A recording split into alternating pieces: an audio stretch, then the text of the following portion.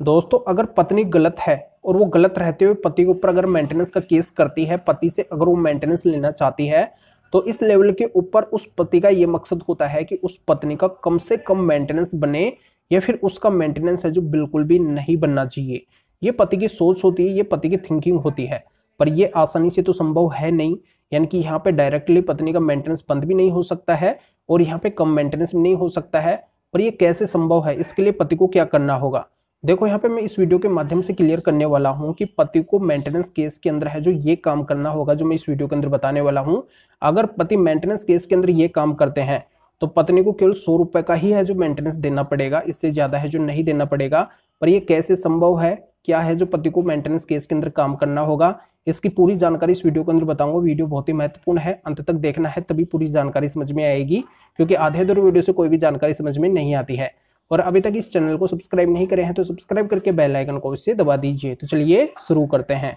तो वेलकम दोस्तों, मैं हूं आपका अपना एडवोकेट जितेंद्र, और आज यहां पे मैं क्लियर करने वाला हूं कि पत्नी जब पति से अलग होती है तो सर्वप्रथम उसका लक्ष्य होता है पति से मेंटेनेंस लेने का, भरण पोषण की राशि लेने का। और उस मेंटेनेंस केस के अंदर पत्नी क्या करती है कि पति की गलतियां दिखाती है और उन गलतियों को क्या करती है कि बढ़ा चढ़ा के लिखाती है। पति की जो इनकम, जो आय है, उसको भी वो बढ़ा चढ़ा के लिखाती है कि पति मेरा इतना कमाता है, मुझे है जो ज्यादा से ज्यादा मेंटेनेंस चाहिए। अब यहाँ पे पति का है जो उल्टा मकसद होता है कि उस पत्नी को मेंटेनेंस ना मिले, यानी कि दोनों का है जो अपोजिट होता है। पत्नी तो ये चाहती है कि उसको ज्यादा से ज्यादा मेंटेनेंस मिले, और पति ये चाहते हैं कि उसका मेंटेनेंस है जो कम से कम बनना चाहिए, या फिर है जो उसका मेंटेनेंस बिल्कुल भी नहीं बनना चाहिए। तो इसके लिए है जो पति को क्या करना होगा, देखो यहाँ पे मैं क्लियर कर देता हूँ कि पत्नी जो भी मेंटेनेंस का केस करती है तो उसके अंदर है जो पति को अपनी इनकम जो है, अपनी जो सैलरी है, उसमें से पति के जो तमाम जितने भी खर्चे हैं, टोटली खर्चों की एक लिस्ट बनानी है कि इतने मेरे ऊपर है जो खर्चे हैं, इन खर्चों को है जो मैं पर मंथ के हिसाब से है जो वहन कर रहा हूं, और ये मेरी सैलरी है। इन खर्चों को काट के और मेरी सैलरी जो मेरी इनकम है केवल है जो इतनी ही बच पाती है, ये है जो पति को कोर्ट के सामने रखना है।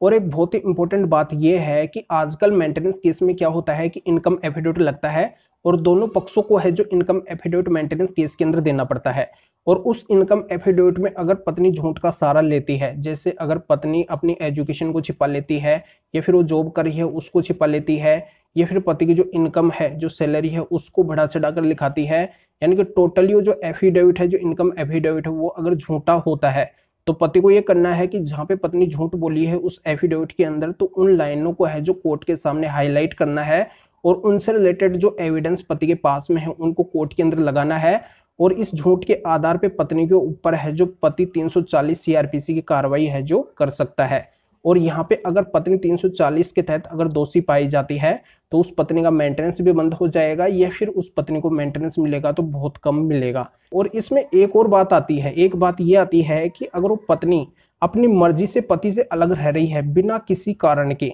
और उसके बाद में अगर पति ने भरपूर कोशिश की है उस पत्नी को लाने रखने के लिए, फिर भी है जो पत्नी पति के साथ में नहीं रहना चाहती है, आना ही नहीं चाहती है, और इनसे रिलेटेड भी अगर पति के पास में एविडेंस सबूत हैं तो ये भी है जो कोर्ट के सामने रखने हैं। अगर वो पत्नी गलत है, गलत इस तरीके से है कि उसने है जो पति के जो फैमिली मेंबर हैं उन सभी के साथ में गलत किया है, या फिर वो एडल्ट्री के अंदर है, इन सभी के भी अगर पति के पास में एविडेंस है तो इनको भी है जो कोर्ट के सामने रखना है। तो इन तमाम बातों से, इन तमाम एविडेंस से, इनसे ये होता है कि पत्नी अगर गलत है तो उसका मेंटेनेंस या तो बनेगा ही नहीं, या फिर बनेगा तो बहुत कम बनेगा, एक नॉर्मली मेंटेनेंस बनेगा, यानी कि 100 रुपए पर दिन के हिसाब से, यानी कि 3000 रुपए पर मंथ के हिसाब से, यानी कि 2 से 3000 रुपए का एक मिनिमम मेंटेनेंस होता है। और इतना ही मेंटेनेंस है जो उस पत्नी को मिल पाएगा, ज्यादा है जो नहीं मिल पाएगा। जानकारी आपके समझ में आ गई होगी तो वीडियो को जरूर लाइक करिए और शेयर भी करिए, जो और लोगों तक ये जानकारी पहुंच सके। तो वीडियो देखने के लिए आप सभी का बहुत बहुत